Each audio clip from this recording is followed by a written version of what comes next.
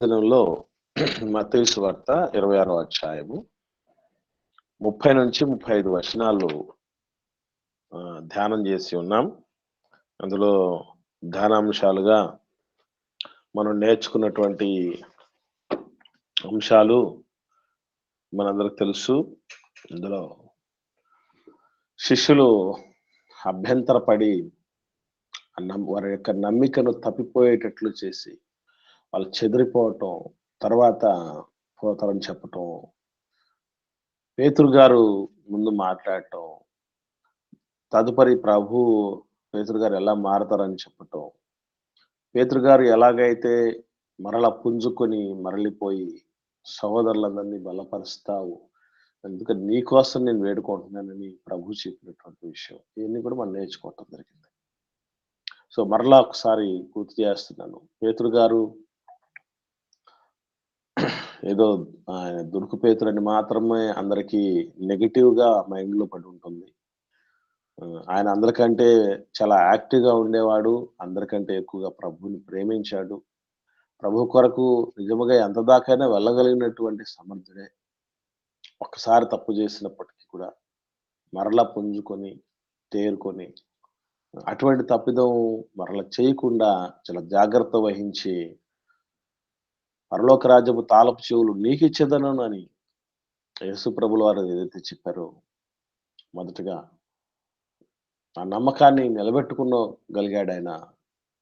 చాలా అద్భుతమైనటువంటి సేవ ఆయన నాయకత్వంలో క్రీస్తు తర్వాత జరిగింది.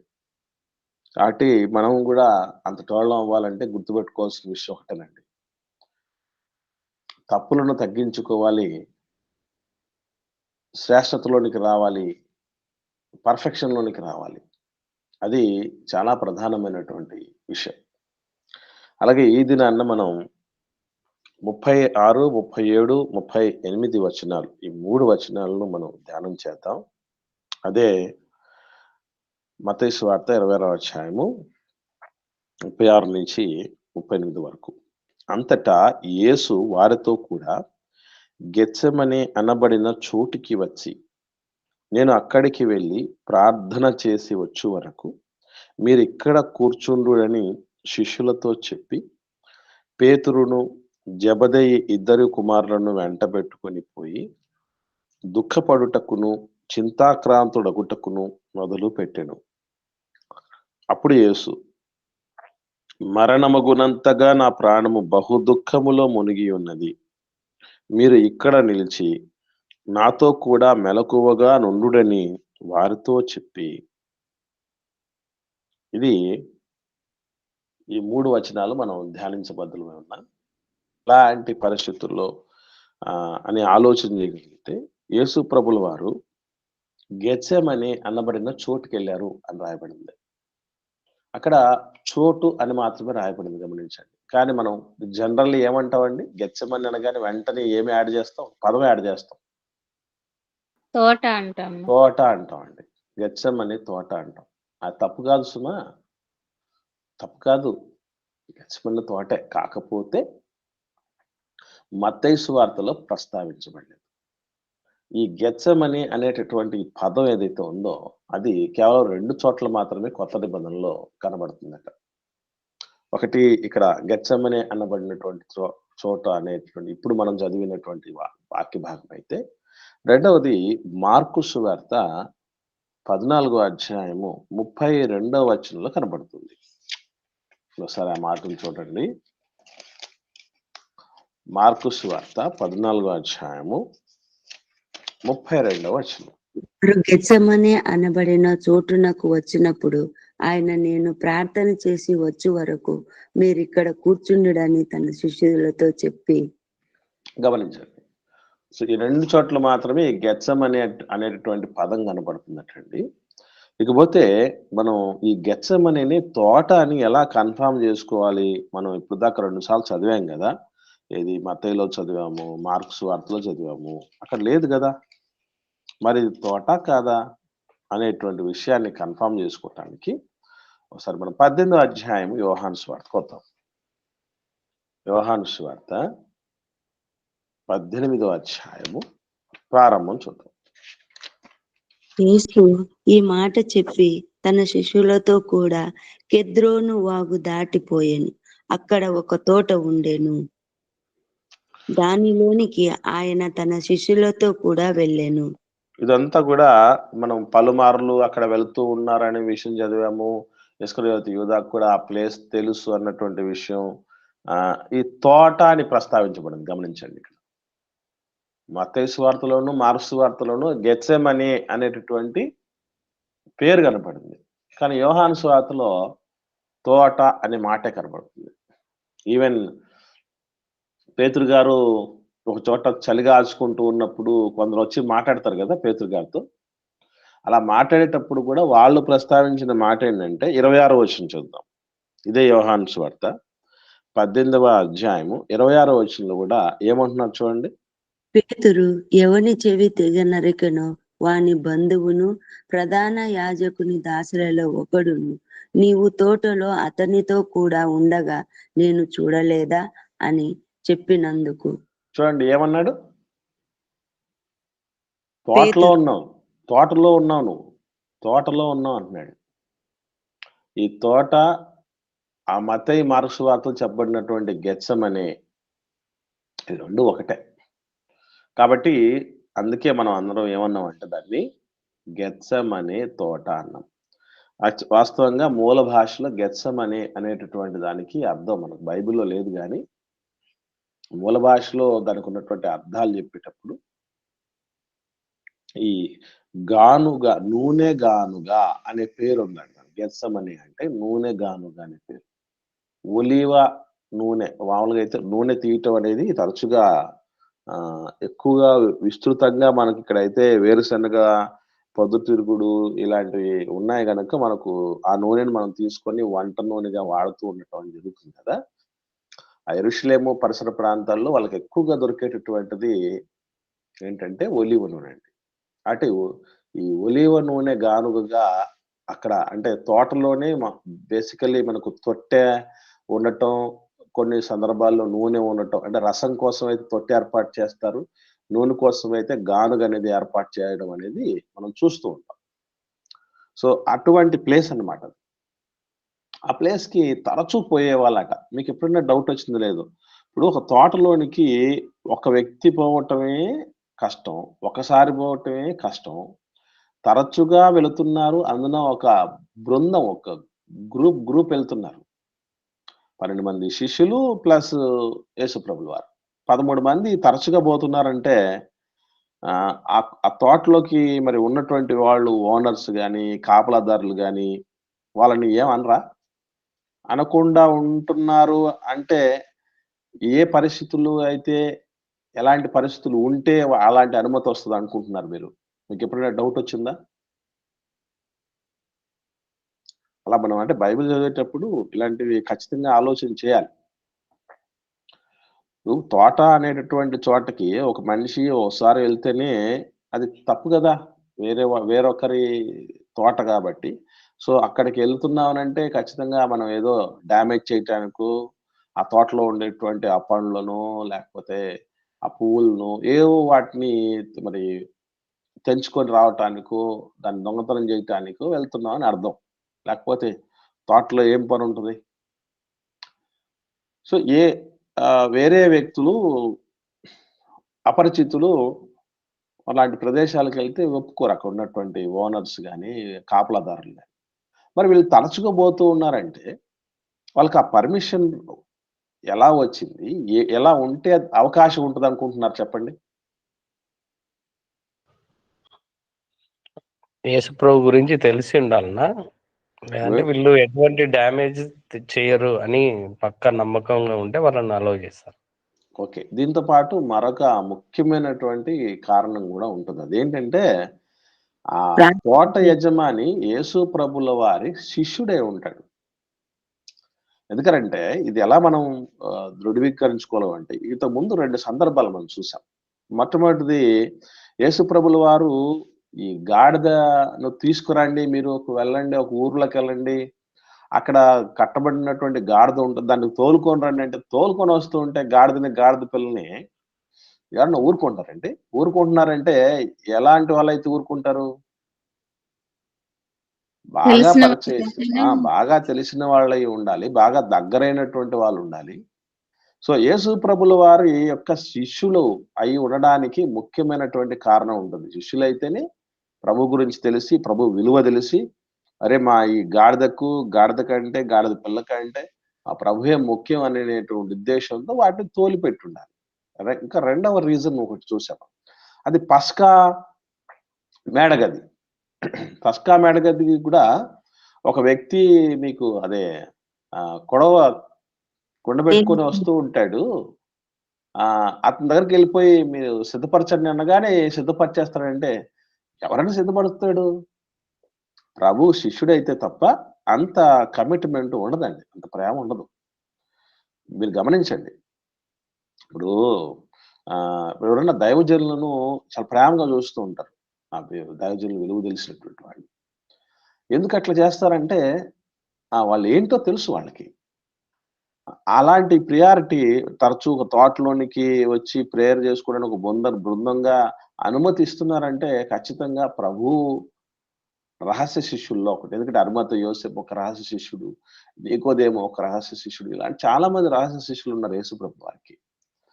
నాకు కూడా రహస్య శిష్యుల గురించి చెప్తూ ఉంటే ఏమో అనుకుండేవాడిని. నా కౌతాళం తెలుసు కదా మీకు. కౌతాళంలో తమ్ముడు శాంతరాజ్ అని ఉన్నాడు, మీకు తెలుసు. అక్కడ నాకు చాలా కాలం నుంచి రహస్య శిష్యులు ఉన్నారట. వాళ్ళు ఏం చేస్తూ ఉన్నారంటే ఆడియో మెసేజెస్ అన్ని తీసుకెళ్ళి ప్రతిరోజు వాళ్ళు మార్నింగ్ టైంలో ఒక సుప్రభాతం లాగా పెడతారు చూసారా, ఒక గంట సేపు ఒక మెసేజ్, ఆడియో మెసేజ్ ఊరంతటికి వినిపించేవాళ్ళట. అలా దాదాపు ఒక 10-12 సంవత్సరాల వరకు జరిగిందట. దాని తర్వాత నేను వెళ్ళాను, నన్ను పిలిచారు. అక్కడ పిలిచిన తర్వాత వాళ్ళు చెప్తున్నారు, అన్న మీకు మేము తెలియదేమో కానీ మాకు మీరు ఎప్పటి నుంచో తెలుసు. మేము ఈ విధంగా రహస్య శిష్యులు, మేము మిమ్మల్ని ఫాలో అవుతున్నాము, ఈ విధంగా జరుగుతుంది మా ఊర్లో అని వాళ్ళు చెప్పడం జరిగింది. అరే నాకే ప్రభుతో పోల్చుకున్నప్పుడు పాద ధూళి కింద కూడా సమానంగా అన్నటువంటి వాడిని, నాకే రహస్య శిష్యులు ఉంటే ప్రభుకి ఎంతమంది ఉండాలిక? నేను ఆ రహస్య శిష్యులు అనగానే మీకు ఒక డౌట్ రావచ్చు. ఎందుకబ్బా అంత రహస్య శిష్యులు ఎందుకు ఉండాలి అని అంటే దానికి కూడా రీజన్ ఉందండి. ఎందుకో తెలుసా అండి? ఎవరికైనా ఐడియా ఉందా? ఎందుకు యేసుప్రభుల వారికి రహస్య శిష్యులే ఉన్నారు ఎక్కువ మంది అనడానికి ఏమన్నా మీకు కారణం తెలుసా? అప్పుడు యూదులు బహిరంగంగా శిష్యత్వం చేస్తే కొంతమందికి అభ్యంతరం వచ్చి వాళ్ళని పట్టుకునేవాళ్ళు కదన్నా. ఇంకా చెప్పాలంటే సంఘం నుండి వెలివేసేటటువంటి వాళ్ళటండి. సంఘ బహిష్కరణ జరిగేది. యేసు ప్రభుల వారిని ఒప్పుకుంటామని అనగానే వాళ్ళని బహిష్కరణ చేసేటువంటి వాళ్ళు. మనకు పుట్టినది మొదలుకొని గుడ్డివాడైనటువంటి వ్యక్తిని బాగు చేసినప్పుడు కూడా వాళ్ళ తల్లిదండ్రులు చెప్పరు కరెక్ట్ గా పలానా యేసుప్రభుల వారే స్వస్థపరిచారు అన్నటువంటి విషయం స్పష్టంగా చెప్పరు. ఎందుకు చెప్పరు అని అంటే దానికి కారణం కూడా మనం చదివాం, గుర్తుందా మీకు? ఊరిలో నుంచి వెలివేస్తారు. ఒకసారి ఆ సందర్భం కూడా చూద్దాం. ఎందుకంటే ఎందుకు అలాగ ఉంటారు రహస్య శిష్యులు అని చెప్పడానికి దానికి కారణం ఒకటి ఉందండి. 9వ అధ్యాయం యోహాను సువార్త 22వ వచనం. యోహాను సువార్త 9వ అధ్యాయము 22వ వచనం. వాని తల్లిదండ్రులు యూదులకు భయపడి అలాగే చెప్పిరి. ఎందుకనినా ఆయన క్రీస్తు అని ఎవరైనను ఒప్పుకొనిన ఎడల వానిని సమాజ మందిరములో నుండి వెలివేతుమని యూదులు అంతకు మునుపు నిర్ణయించుకొని ఉండిరి. చూసారా, ఎవరైతే యేసు ప్రభుని క్రీస్తుని ఒప్పుకుంటారో వాళ్ళని సమాజ మందిరంలో నుండి వెలివేస్తారు. అంటే చర్చ్ బహిష్కరణ, సంఘ బహిష్కరణ అంటారే, అది చేసేటువంటి వాళ్ళు. కాబట్టి ఇలాంటి కఠినమైనటువంటి ఆంక్షలు ఉండిన కారణాన్ని బట్టి వాళ్ళు ప్రభువును వదులుకోలేక, అటు సంఘాన్ని కూడా వదులుకోలేక రహస్య శిష్యులుగా వాళ్ళు చలామణి అవుతూ ఉండేవాళ్ళు. సో ఎక్కువ అవకాశం మనకు ఈ తోట యజమానుడు యేసుక్రీస్తు ప్రభుల వారి యొక్క రహస్య శిష్యుడు అనడానికి ఎక్కువ మనకు స్కోప్స్, అవకాశాలు ఉన్నాయి. సో ఏది ఏమైనా ఇంకా మనం ముందుకు సాగగలిగితే కొన్ని విషయాలు ఉన్నాయి. అదేంటంటే యేసుప్రభుల వారు శిష్యులతో మాట్లాడుతూ ఇక్కడ మీరు కూర్చోండి అన్నాడు కదా. ఏమండి 26వ అధ్యాయంలో ఆయన చెప్పినటువంటి మాటలో 36వ వచనంలో యేసుప్రభుల వారి శిష్యులతో ఏమని చెప్తున్నాడండి, నేను అక్కడికి వెళ్ళి ప్రార్థన చేసి వచ్చే వరకు మీరు ఇక్కడ కూర్చుండుడని శిష్యులతో చెప్పాడు. వాస్తవంగా వాళ్ళు కేవలం కూర్చున్న విషయం మాత్రమే కాదు, కూర్చోవడంతో పాటు ఏం చేయమని చెప్పాడు అన్నటువంటి విషయం మనం ఆలోచన చేస్తే లూకాసు వార్త 22వ అధ్యాయము 40వ వచనం చూద్దాం. సో అక్కడ క్లారిటీగా కూర్చుండి అన్నటువంటి మాట కాకుండా మరింత స్పష్టత మనకు అక్కడ కనబడుతుంది. 22వ అధ్యాయము లూకాసు వార్త 40వ వచనం. ఆ చోటు చేరి ఆయన వారితో, మీరు శోధనలో ప్రవేశించకుండునట్లు ప్రార్థన చేయుడని చెప్పి వారి యొద్దకు నుండి రాతి అంత దూరము వెళ్లి మోకాళ్ళుని, తండ్రి ఈ గిన్నె నా యొద్ద నుండి తొలగించుటకు నీ చిత్తం అయితే. చాలక్క. సో ఇక్కడ గమనించండి, ప్రభువుల వారు ఊరికి కూర్చోండి ఉండమనే కాదు చెప్పింది, ఏం చేయమన్నాడటండి, శోధనలో ప్రార్థన చేయండి అని కూడా చెప్పి వెళ్ళాడు. ప్రార్థన చేస్తున్నటువంటి ఆయన ప్రార్థన చేయమని ఎందుకు చెప్పడు? కాబట్టి వాళ్ళని ప్రార్థన చేయండి అని కూడా చెప్పటం జరిగింది. ఇక్కడ ఒక పదం కనపడింది మనకి, ఏమిటది? రాతి వేత దూరం అని. రాతి వేత దూరం అంటే ఏంటంటే అర్థం? కొంచెం దూరం. కొంచెం దూరం. ఇంకా తెలిసిన వాళ్ళు ఎవరన్నా ఐడియా ఉన్న వాళ్ళు చెప్పండి, రాతి వేత దూరం అంటే ఏంటి అర్థం? స్పీడ్ గా రాయి విసిరేస్తే ఎంత దూరం పోతుందో అంత దూరం. అంతే అమ్మా. ఒక రాయిని ఒక మనిషి విసిరేగా ఎంత దూరం వెళ్ళి పడుతుందో అంత దూరం అని అర్థం. రాతి వేత అని అంటే అది అర్థం. అంటే తెలుగు బైబిల్ను చదివేటప్పుడు కూడా మనకు తెలుగు భాష మీద మరీ అంత పాండిత్యం లేకపోయినా కనీస అవగాహన ఉండాలి. బైబిల్లో కొన్ని పదాలు, ఆ పదాలనే మనం బాగా పట్టి చూస్తే కొన్ని విషయాలు తెలుస్తాయి. ఇప్పుడు మగనాలు అనే మాట కనబడుతుంది బైబిల్లో, చూసారా ఎవరన్నా? మగనాలు అనే పదం కనపడుతుంది, చూసారా ఎవరన్నా? సామెతల గ్రంథంలో కనపడుతుంది. ఏంటి మగనాలు అంటే? ఆ పదంలోనే అర్థం ఉంది, ఒక భర్తకు భార్య అంతే. ఒక మగనికి ఆలు, ఒక మగనికి ఆలి లేదా ఆలు. ఆమెను షార్ట్ కట్ లో ఏమన్నారంటే మగని ఆలు అన్నదాన్ని మగనాలు అన్నారు. జమ్మలమడుగు అనే ప్లేస్ ని కొంతమంది ఈ జీపులలో అక్కడక్కడికి తీసుకెళ్లేటువంటి వాళ్ళు, ఆటోలో తీసుకెళ్లే వాళ్ళు, దగ్గర ప్రాంతాలు ఉండే వాళ్ళు ఏమంటారంటే జమడక్ అంటారు. జమలమడుగును జమడక్ అంటారు. అంటే అది షార్ట్ కట్లు అయిపోయింది అనమాట. అట్లా ఒక మగనికి ఆలును మగనాలు అనే పదం ప్రస్తావించడం జరిగింది. పదాన్ని కొంచెం పట్టి చూస్తేనే కొన్ని విషయాలు మనకు అర్థమైపోతాయి. సో రాతివేత దూరం అంటే రాయి వేసినంత దూరం అని అర్థం. Okay, right. యేసుప్రభుల వారు ఏం చెప్పారు శిష్యులకు అంటే, వాళ్ళని అక్కడే ఉండి ప్రేయర్ చేయమని చెప్పి ఆయన కూడా కాస్త ముందుకి సాగటం జరిగింది. ఇకపోతే 37వ వచనం చూడండి.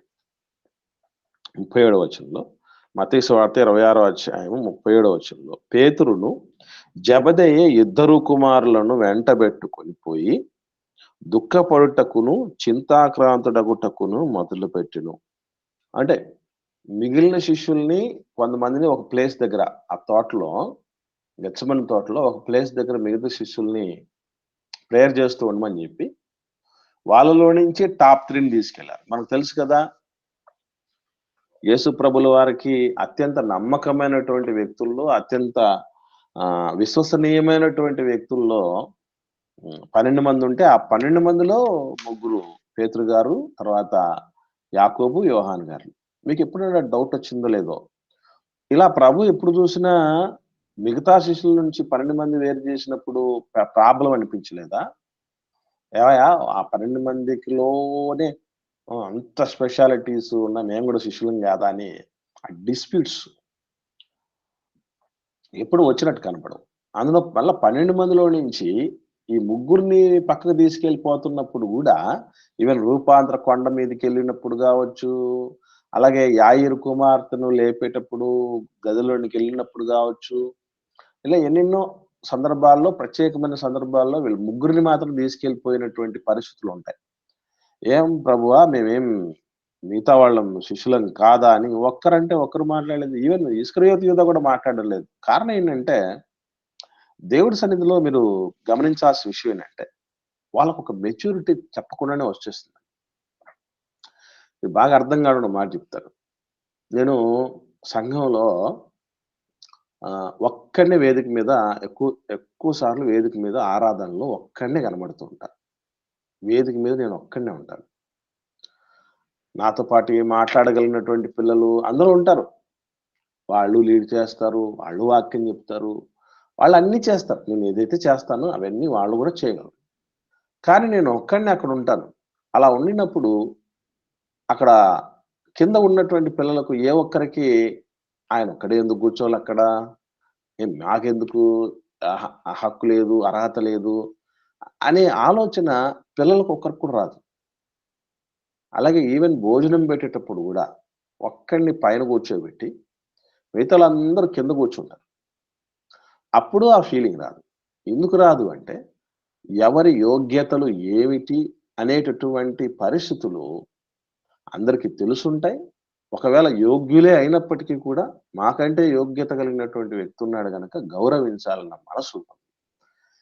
అలాగే మిగిలినటువంటి శిష్యులు కూడా పేతురు గారి యోగ్యత తెలుసు, జబదయి కుమారుల యోగ్యత తెలుసు. అసలు వీళ్ళు ముగ్గురు యేసు ప్రభు అంటే పిచ్చి ప్రేమ అండి. యేసు ప్రభుల వారిని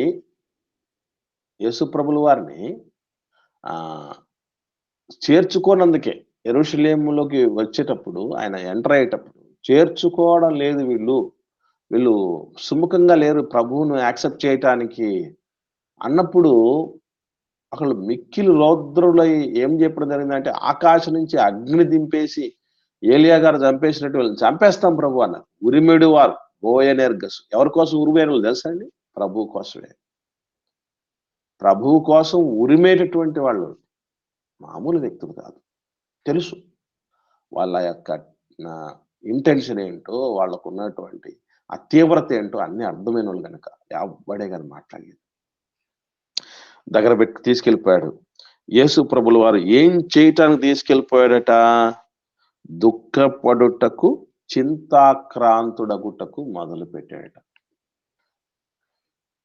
ఎందుకు అంత దుఃఖం ఆయనకి?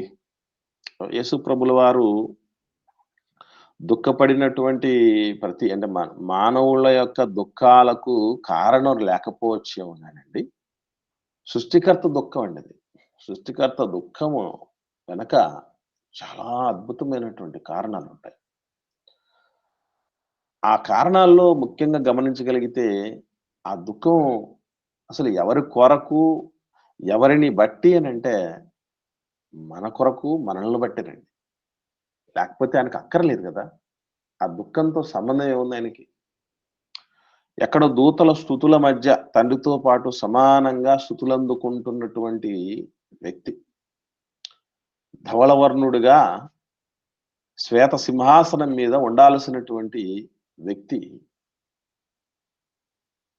కేవలం ఎందుకొరకు ఇక్కడికి రావటం జరిగింది, ఈ పేదవాళ్ళ ఇంట్లో ఎందుకు చేరటం జరిగింది, అందరిలోనూ దాసుని స్వరూపము ధరించి ఇలాంటి దీనత్వంలోనికి రావడం జరిగింది. ఈ పొజిషన్కు కారణం ఎవరో కాదండి, మనమే.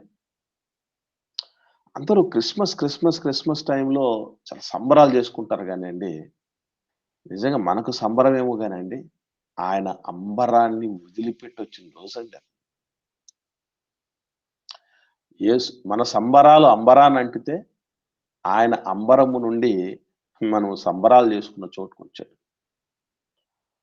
మహిమను విడిచిపెట్టిన రోజండి యేసుప్రభుల వారు ఈ భూమి మీదకి వచ్చిన రోజు. ఆయనకున్నటువంటి సమస్త వైభవాన్ని వదిలిపెట్టి వచ్చినటువంటి రోజు. ఎవరి కోసం అంటే మన కోసం. చాలా మందికి డౌట్ వస్తుంది. ఎవడు చేయమన్నాడు? ఎవడు రమ్మన్నాడు? ఎవడు చేయమన్నాడు? ఎవడు రక్తం కార్చమన్నాడు? ఎవడు ప్రాణం పెట్టమన్నాడు? ఇవన్నీ అడుగుతూ ఉంటారు. ఇదంతా ఎలాగ ఉంటదంటే అప్పుడప్పుడు అమ్మ నాన్నలు అడుగుతూ ఉంటాం కదా! నిన్నెవడు కనమన్నాడు? అంటూ ఉంటారు లేదండి పిల్లలు? మనతో ఉంటారు. అంటూ ఉంటారు.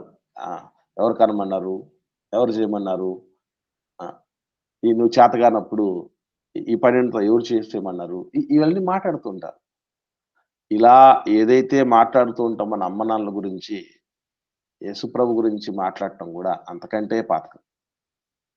ఎందుకనంటే నువ్వు చెప్తే కంటారు అమ్మ నాన్నలు. నువ్వు చెప్పావు కాబట్టి నా చిన్నప్పుడు నీకు అన్ని తీయించింది. మనం చెప్తేనే చేయించారండి? జ్వరం వస్తుందని చెప్పావా మనం చిన్నప్పుడు మనం? నోరు లేనప్పుడు జ్వరం వచ్చిందని ఎవడు చెప్పాడు? చలి పెట్టినప్పుడు చలి పెడుతోంది స్వెటర్ వేయండి అని చెప్పాం మనం. ఆకలి అవుతుందని చెప్పామా? నోరు తెరిచి.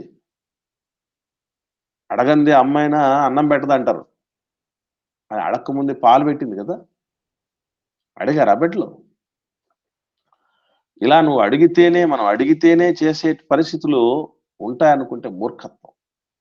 అసలు మనం ఏ ప్రమాదంలో ఉన్నారో మనకు తెలియకపోయినా మన అమ్మ నాన్నలకు తెలుసండి.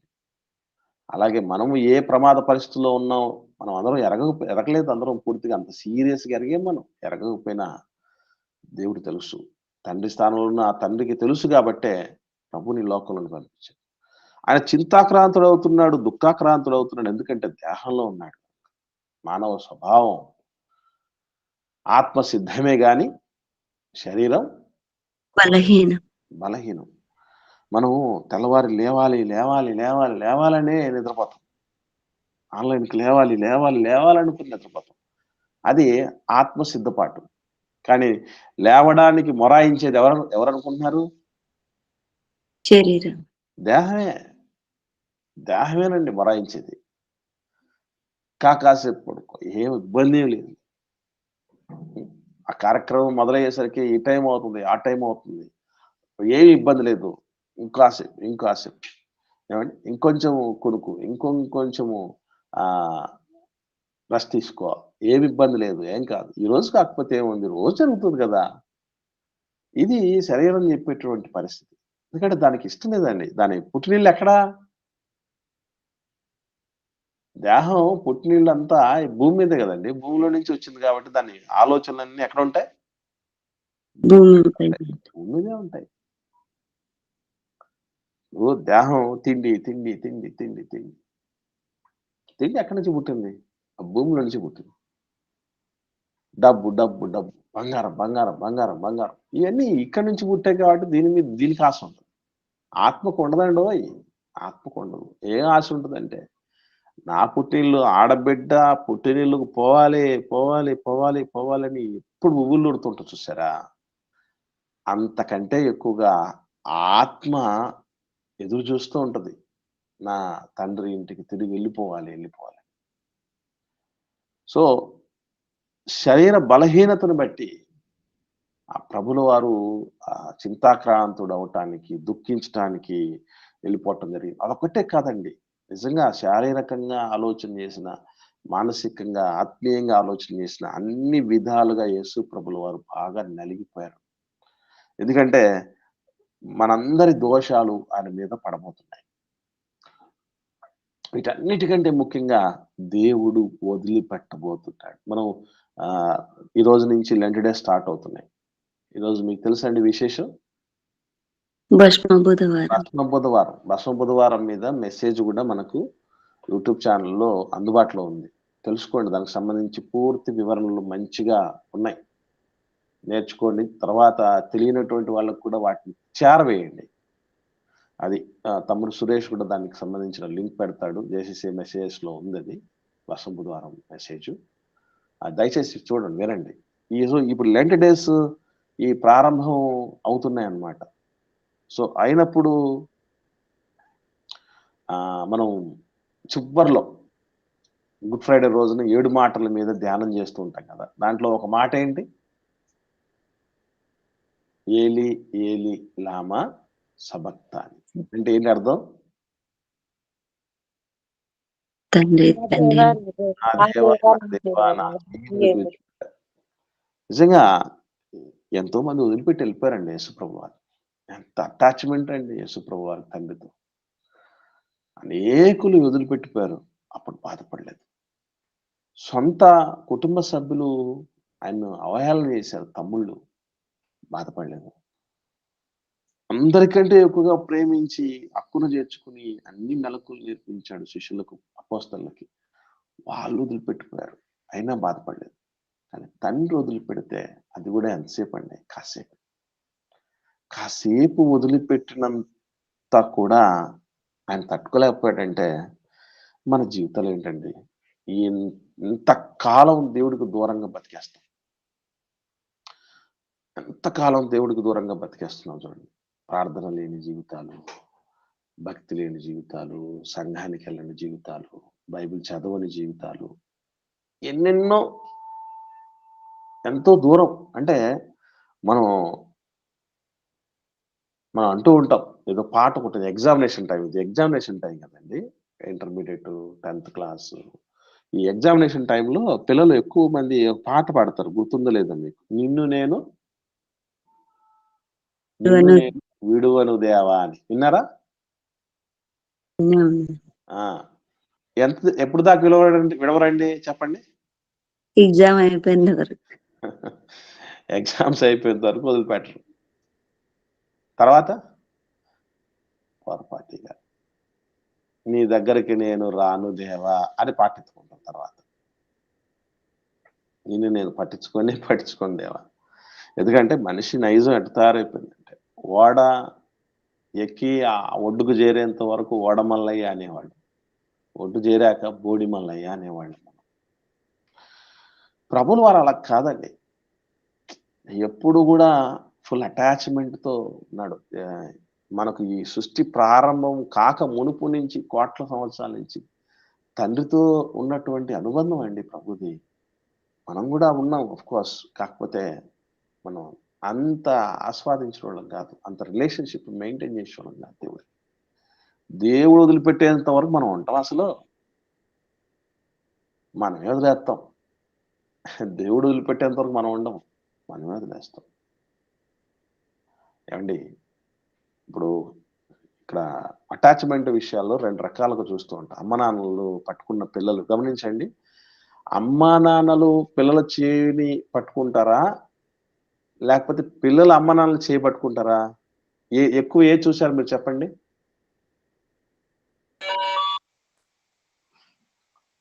అమ్మా నాన్నలే పిల్లల చేతులు పట్టుకుంటారు. అమ్మా నాన్నలే పిల్లల చేతులు పట్టుకునేది చూస్తుంటాం మనం. ఎందుకంటే పిల్లలు పట్టుకున్నారనుకోండి వాళ్ళు వదిలిపెట్టిపోవటానికి ఎక్కువ అవకాశం ఉంటుంది. అది చాలా కష్టం. కానీ మనమే పట్టుకుంటే మనం వదిలిపెట్టం కదా. కాబట్టి అందుకే నా దేవా నా చెయ్యి నువ్వెందుకు విడిచావు అన్నాడు. అంటే అర్థం ఏంటి? ఎవరు పట్టుకున్నారనమాట యేసుప్రభు చేయిని? తండ్రి పట్టుకున్నాడు. కాబట్టి మన బిడ్డల చేతులు మనం పట్టుకుంటాం, కానీ కొన్ని పరిస్థితుల్లో వదిలేస్తాం. ఇప్పుడు నేను ఇంటర్మీడియట్ ఇన్విజిలేషన్ డ్యూటీకి వెళ్తున్నాను. నేను ఇందులో అమ్మ నాన్నలు వస్తారండి. బంధువులు, మిత్రులు అందరూ వస్తారండి. ఎక్కడి దాకా వస్తారు తెలుసా? ఎక్కడి దాకా వస్తారు? ఆ ఎగ్జామినేషన్ సెంటర్ వరకు వస్తారు. వీలైతే హాల్ దాకా వస్తారు. తర్వాత ఏం చేస్తారు? బయటికి వెళ్ళిపోతారు. వదిలేసి వెళ్ళిపోతారు పిల్లల్ని, పాపను బాబును వదిలేసి వెళ్ళిపోతారు. అంటే కొన్ని సమయాల్లో వదలాల్సిన అవసరత ఉంటుంది. తప్పదు.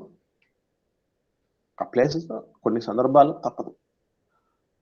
కాబట్టి ఆ ఎడబాటును కూడా తట్టుకోవడం అనేది యేసుప్రభుల వారికి ఆ కొద్ది సమయం కూడా ఆయన తట్టుకోలేకపోయాడు. అలా ఇవన్నీ యేసుప్రభుల వారికి తెలుసు. తండ్రితో ఎడబాటు వస్తుందని తెలుసు, లోక పాపాలన్నీ భుజాల మీద పడతాయని తెలుసు, అవమానాలు జరుగుతాయని, పిడిగుద్దులు గుద్దు పోతారని తెలుసు, ఆయన్ని ఉమ్మి వేస్తారని తెలుసు, సిలువకు అప్పగిస్తారని, కొరడా దెబ్బలు కొడతారు. ఇవన్నిటిని ఒక దేహంలో ఉండిన కారణాన్ని బట్టి ఒక్కసారిగా తట్టుకోలేకపోయాడు. అందుకే దుఃఖపడుటకు చింతాక్రాంతుడగుటకు మొదలుపెట్టి 38వ వచనం ఓ మాట అన్నాడు. ఏమని? మత్తయి సువార్త 26వ అధ్యాయం 38వ వచనంలో, అప్పుడు యేసు, మరణమగునంతగా నా ప్రాణము బహు దుఃఖములో మునిగి ఉన్నది. మరి ఇలాంటి పరిస్థితులు ఉన్నప్పుడు ఏం చేయాలి? ప్రభులు వారు చెప్పారు. అసలు యేసు ప్రభుల వారు సమస్యలో ఉంటే శిష్యులకు చెప్తున్నాడు చూడండి సూచనలు. శిష్యులకు చెప్పి ఆయన కూడా ఆ సమస్య పరిష్కారం దిశగా సాగాడు. ఇప్పుడు గుర్తుపెట్టుకోండి, మనము మరణమగునంతగా మన ప్రాణం ముందు ధైర్యం చెప్పాలి. వాళ్ళు ఏం చేయాలో వాళ్ళకు ముందు దిశానిర్దేశం చేయాలి. తదుపరి మన పనులకు వెళ్ళాలి. ప్రభు అదే మనకు నేర్పించింది. ప్రభు మనకు అదేనండి నేర్పించింది. ఇప్పుడు ఆరోగ్యం బాగాలేనప్పుడు కూడా అమ్మ నాన్నలు ఏం చేస్తారు చూడండి, ముందు పిల్లలకు కావలసినవన్నీ చూసి తర్వాత వీళ్ళు తినరు, చూసుకోరు, తర్వాత సంగతి. ముందు బిడ్డలను చూస్తారు. ప్రభుల వారు కూడా మరణమగునంతగా బహుదుఃఖంలో మునిగి ఉంది ఆయన ప్రాణం. ఇలాంటి పరిస్థితుల్లో మీరు ఏమైనా నా కోసం చేయరా అని హెల్ప్ తీసుకోవచ్చు. కాదు, హెల్ప్ చేస్తున్నాడు చూడండి, బిడ్డలకి హెల్ప్ చేస్తున్నాడు. మనం కూడా మనకి ఎంత బాగలేకపోయినా ఓపిక తెచ్చుకొని ముందు బిడ్డలకు చూస్తాం. చూసారా? అదే మనసు ప్రభువుల వారికి ఉండేది. సో ఆయన అంత బహుదుఃఖంలో మునిగిన పరిస్థితుల్లో ఆ కుంగుదల మనిషి జీవితంలో, భక్తుల జీవితాల్లో చాలాసార్లు వస్తాయండి. సో అలాంటి పరిస్థితుల్లో ప్రాణంతో ఏమని చెప్పుకోవాలి తెలుసండి? ఒకసారి ఒక కీర్తనకారుడు తన ప్రాణంతో కృంగిన ఆ ప్రాణంతో ఏమని చెప్తున్నాడు ఒకసారి కొన్ని మాటలు చూద్దాం. 42వ కీర్తన గ్రంథం 42వ కీర్తన 5వ వచనం చూడండి. కోరహు కుమారులు రచించినటువంటి కీర్తన అండి ఇది. 42వ కీర్తన, 43వ కీర్తన రెండు కూడా కోరహు కుమారులు రాసింది. 5వ వచనం చూడండి. నా ప్రాణమా నీవేళ కృంగి ఉన్నావు, నాలో నీవేళ తొందరపడుచున్నావు, దేవుని యందు నిరీక్షణ ఉంచుము. చూడండి, ఇక్కడ మన ప్రాణంతో మనకు ఇంతవరకు ఏం తెలుసు, ఏం చెప్పుకోవాలని తెలుసండి? మన ప్రాణంతో మనం ఏం చెప్పుకోవాలనేది ఇంతవరకు చదివాం, మనం తెలుసుకున్నాం. తెలీదా? నా ప్రాణమా యెహోవాను సన్నతించుము, నా అంతరంగమున సమస్తమైన పరిశుద్ధ నామం సన్నతించుము. నా ప్రాణమా యెహోవాను సన్నతించుము, ఆయన చేసిన ఉపకారములు దేన్ని మరువకము. ఇది మాత్రం మనకు బాగా తెలుసు కదా. ఇప్పుడు కొంతమంది ఎవరు మనకి మన ప్రాణంతో మనం ఏం చెప్పుకోవాలంటే చాలా మంది మాట్లాడలేదు. కాబట్టి సో మనకు మన ప్రాణంతో దేవుణ్ణి సన్నతించాలి, ఆయన చేసిన ఉపకారాలు దేన్ని మరవద్దని చెప్పాలనేది మాత్రమే తెలుసు.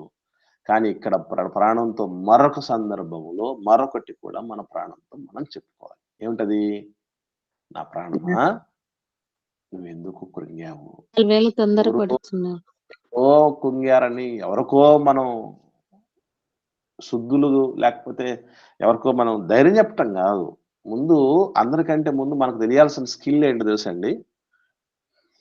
మనల్ని మనం సముదాయించుకోవటం, మనల్ని మనం బలపరుచుకోవటం, అది రావాలి ముందు. ఎందుకనంటే కొన్ని సందర్భాల్లో మనిషికి ఎవరో రాశారండి, వరల్డ్ డేస్ సాంగ్, మనిషికి కాళ్ళు చేతులే మరువని నేస్తం.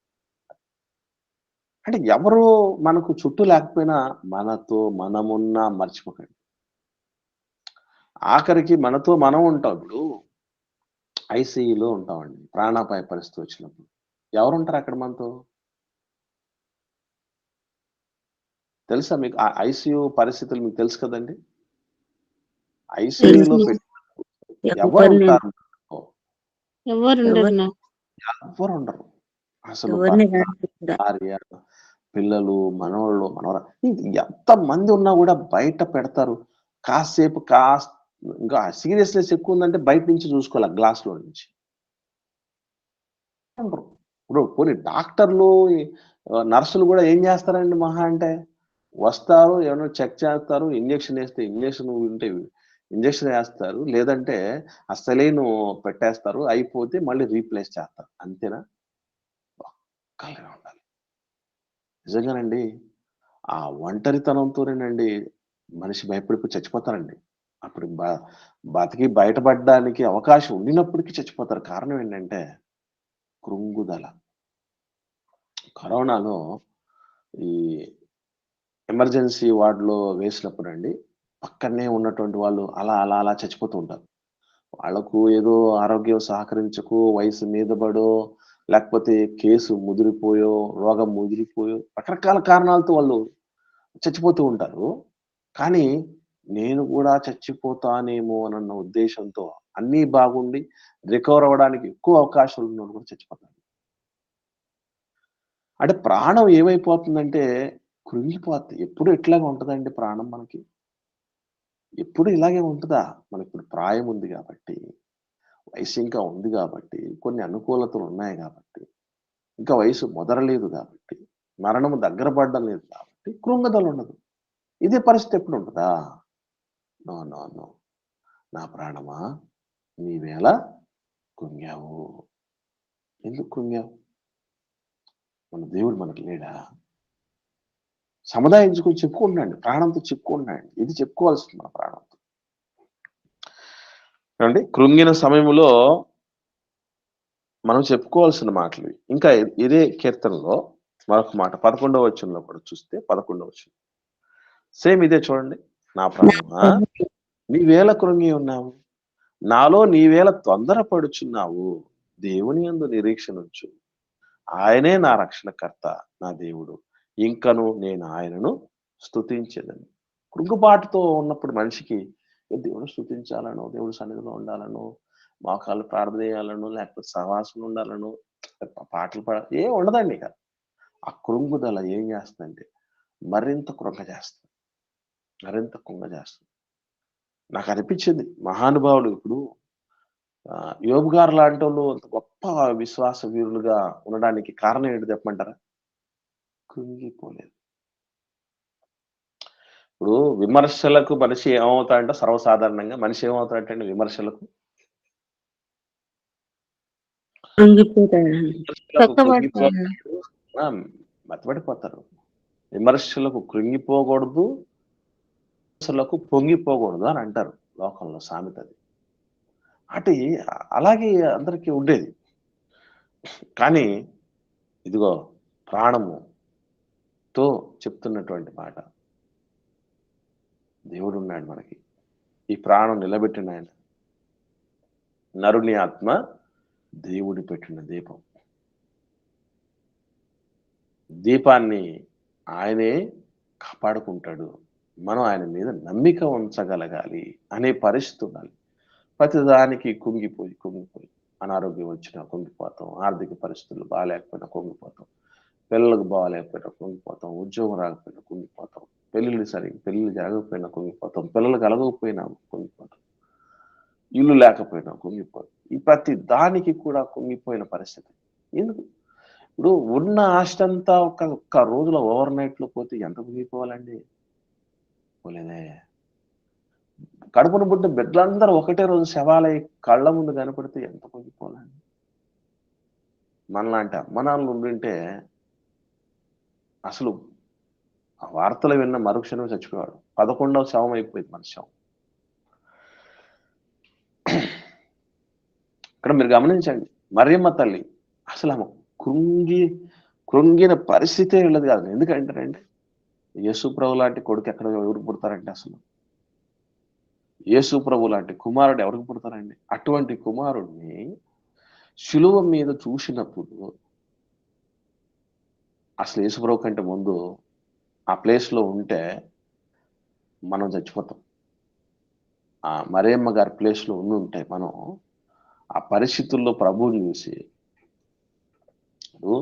అన్యాయం చేసిన దుర్మార్గుడైన కొడుకే చచ్చిపోతూ ఉంటే తట్టుకోలేరు కదా మనం. అలాంటిది ఎవ్వరికి హాని తలపట్టినోడు రాబోయేటటువంటి మహా ప్రమాదాన్ని నరక శిక్షను తప్పించి పరలోకానికి తీసుకెళ్ళడానికి వచ్చిన ఆయన్ని స్వస్థత కావాల్సిన వాళ్ళకి స్వస్థతపరిచిన వాడిని, చనిపోయిన వాళ్ళు తిరిగి లేపిన ఆయన్ని, పరలోక తండ్రి నుంచి అనేక సంగతులు నేర్పించినటువంటి ఆయన్ని, ఒక్కటి కూడా ఆశించని ఆయన. పదవులు ఆశించలేదు, ప్రశంసలు ఆశించలేదు, అందలాలు ఆశించలేదు, భార్యను కోరుకోలేదు, పిల్లల్ని కోరుకోలేదు, కుటుంబ జీవనం లేదు. ఇప్పుడు చూసిన దేవుడి పిల్లలని ప్రాకులాడినటువంటి ఆయనకా ఈ పతి. నువ్వు నమ్మి ఇంతమందిని నువ్వు ప్రేమించావు, నీకు ఏం జరిగింది అని కుంగిపోవచ్చమ్మా. నిలబడింది చూసారా? అదే విజయానికి తొలిబెట్టు అదేనండి. కృంగకూడదు. శ్రమ దినమునందు మనం కృంగితే ఏమైపోతామట? శాతగానోళ్ళు అయిపోతామట. ఆ పరిస్థితికి మనం రాకూడదు. అందుకే 1కి 2, 3 సార్లు 43వ కీర్తనలో కూడా కీర్తనాకారుడు చెప్తున్న మరొక మాట. 5వ వచనం చూడండి. 5వ వచనం పక్కనే ఉన్న కంటిన్యూషన్ అండి. వరవ కుమారుల కీర్తన. నీవేళ కృంగియున్నావు, నాలో నీవేళ తొందరపడుచున్నావు. దేవుని యందు నిరీక్షణ ఉంచుము. ఆయన నా రక్షణకర్త, నా దేవుడు. ఇంకనూ నేను ఆయనను స్తుతించెదను. సేమ్ మాటలు రిపీటెడ్ గా ప్రాణంతో ఎందుకు చెప్పుకుంటున్నాను? మనం ఎప్పుడు చెప్పుకుంటాం అసలు కొంగినప్పుడు? కాబట్టి పిల్లరా, దయచేసి గమనించండి. ప్రాణం పోయినంతగా కుంగుదల యేసుప్రభుల వారి జీవితంలోనే కాదు, మన జీవితంలో కూడా రకరకాల. ఎందుకంటే మనం ఎప్పుడైతే గుర్తుపెట్టుకోండి, ఒక రిలేషన్షిప్, మనిషి అన్న వాళ్లకు ఎప్పుడు కుంగుదల వస్తాయంటే ఒక బంధం ఉన్నప్పుడేనండి. యేసుప్రభుల వారికి కూడా దేన్ని బట్టి వచ్చింది అనుకున్న కుంగుదల? ఆయనకు మనతో బంధం ఉంది, ఆయనకు తండ్రితో బంధం ఉంది. ఆ బంధాన్ని బట్టి వచ్చింది కుంగుదల. మనం కూడా ఎవరితో కుంగిపోతాం, ఎవరి విషయమే కుంగిపోతాం అంటే మర్చిపోకండి, మన బంధాలతోనే.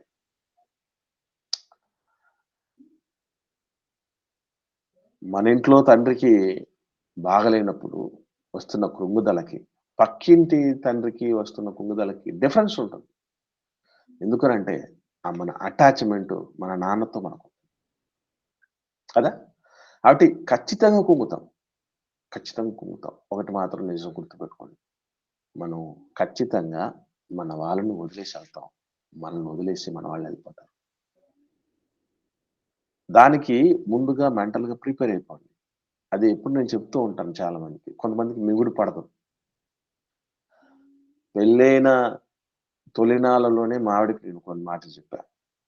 అమ్మాయి, నేనైనా నువ్వు పెట్టి వెళ్ళిపోవచ్చు, చెప్పా పెట్టకుండా. నువ్వైనా నాకు చెప్పకుండా వెళ్ళిపెట్టి వెళ్ళిపోవచ్చు. దీన్ని బట్టి దేవుడికి దూరం అవటం అని మనం కాకూడదు. మరలా పుంజుకొని మునుపటి కంటే ఉన్నతంగా దేవుడి సేవ జరిగించగలగాలి అని నేను చెప్పడం జరిగింది మాడి ప్రారంభంలో. నా బిడ్డలు పుట్టినరోజే నాకు అర్థమైపోయింది. ఏమంటే, ఖచ్చితంగా వీళ్ళు నాకు దూరం అవుతారు, వీళ్ళకు నేను దూరం అవుతాను. ప్రిపేర్ అయిపోవాలి. ఇది చాలా ముఖ్యం. అక్కడే కుంగిపోయేది ఎక్కడంటే అక్కడే. నేను మాట చెప్పాను, మళ్ళీ చెప్తున్నాను, సందర్భం వచ్చింది కాబట్టి. వరదలు వచ్చాయండి మనకు. ఒక్కొక్క జిల్లాకు ఒక్కొక్క టైంలో వరదలు వస్తాయి కదండి. ఆ టైంలో ఒకే రోజున ఒక భర్త, 2 భార్యలు చచ్చిపోయినట్టుగా ఫోటో పెట్టారు మా స్టూడెంట్ వాళ్ళ ఇంట్లో. నాకు మళ్ళీ ఆశ్చర్యమైంది, ఎవర్రా వీళ్ళు అని అంటే, సార్ మా అబ్బా అంటే నాన్న వాళ్ళ నాన్న, మా అబ్బా ప్లస్ మా అవ్వలు, మా నాయనమ్మలు అని వాళ్ళ గురించి చెప్పి, ఏంట్రా ముగ్గురు ఒకటే రోజు చచ్చిపోయారండి. అదే సార్, వరదలు వచ్చినప్పుడు అక్కడ ఒక వార్త వినపడిందంట. ముందు ఫస్ట్ వరదలు ప్రారంభమైన టైంలో ఆ వరదల్లో కొట్టుకుపోయాడు భర్త అని తెలిసిందట. ఎవరికి?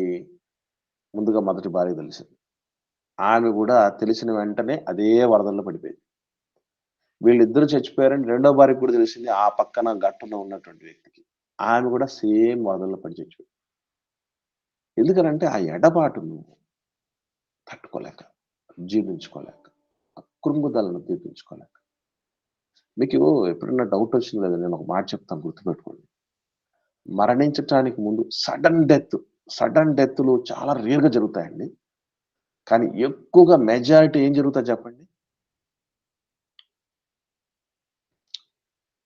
కాయల పడి, మంచాన పడి, ఎక్కువగా కొంచెం బాగా మెత్తబడినటువంటి పరిస్థితుల మధ్య మరణం ఇచ్చేస్తాడు దేవుడు. ఎందుకు అట్లా జరుగుతుందో మీకు ఎవరికైనా తెలుసా అండి?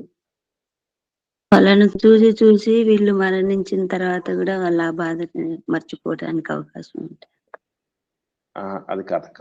ఇంకా ఏదైనా ప్రిపరేషన్ ఒక అంతే. టాపిక్ మనకి ఏమనిపిస్తుందంటే అసలు వీళ్ళు ఈ బాధలు భరించటం కంటే చచ్చిపోవడం మేలు అనేటటువంటి ఆలోచనకు వచ్చేస్తాం.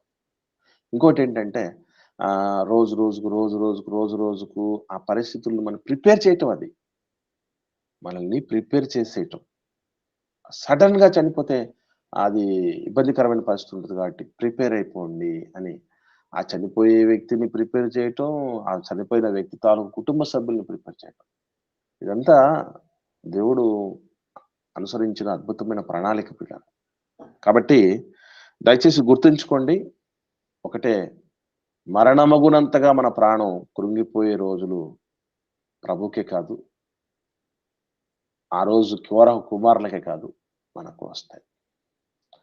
వచ్చినప్పుడు నిలదొక్కుకోవటం గొప్ప సంగతి. పడిపోతారు, ఎవడైనా పడిపోతాడు. పడిపోయినటువంటి పరిస్థితుల్లో కూడా తిరిగి పొందుకోే పరిస్థితి రావాలి మనకి. అది జరగాలంటే ఒక్కటే గుర్తుపెట్టుకోండి, మధ్యలోనే ఇవన్నీ ఒక్కటిగా వచ్చాం, ఒక్కడిగానే వెళ్తాం. అలా అందరూ ప్రిపేర్ అయిపోతే అన్ని బాగుంటాయి. కాబట్టి పిల్లరా, ఇది మరణమంగుదంతగా నా ప్రాణము నాలో కృంగి ఉన్నది అని చెప్పి ప్రభుల వారు ఆ కృంగుదలకు అలాగే లోబడిపోలేదు. ప్రేయర్ చేశాడు, మళ్ళీ పుంజుకున్నాడు, లోక కళ్యాణానికి ప్రాణమర్పించాడు, వృత్తారుడయ్యాడు, పరలోకానికి వెళ్ళిపోయాడు. ఇప్పటికీ మనందరి కోసం నిలిచాడు. కాబట్టి పిల్లరా, కృంగకుండా మనం జాగ్రత్త పడదాం. భవిష్యత్తు కొరకు, భవిష్యత్తు పరిణామాల కొరకు మనం అందరం ప్రిపేర్ అవ్వటం తప్ప మరొక ఆప్షన్ మనకు లేదు. ఇది గుర్తెరిగి జీవించాలని ప్రేమతో నేను అందరికీ మనవి చేస్తూ మాటలు ముగిస్తున్నాను. ఎవరికైనా ఏమైనా సందేహాలు ఉంటే దయచేసి అడగండి. లేని పక్షాన ఒకరు ప్రార్థన చేయండి, మనం ముగించుకుందాం.